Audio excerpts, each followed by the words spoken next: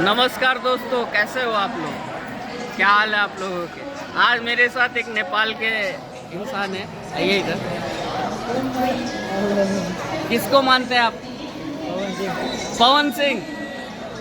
ये पवन सिंह को मानते हैं। ये देखिए, नेपाल से है ये पवन सिंह को मानते हैं। और पवन सिंह का कल यहीं पे प्रोग्राम था लखनऊ के अंदर में, रामाडा होटल में, और ये उसी के लिए आए थे।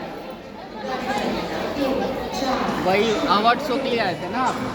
हाँ, अवार्ड शो था रामाडा होटल में, और ये नेपाल के बंदे हैं, उसी के लिए आए थे। समझ गए आप लोग? तो पवन सिंह का क्रेज आप लोग जानते हैं कि कितना हो सकता है। बाकी आप लोगों को मालूम होगा कि हम भी पवन सिंह के लिए आए थे लखनऊ में।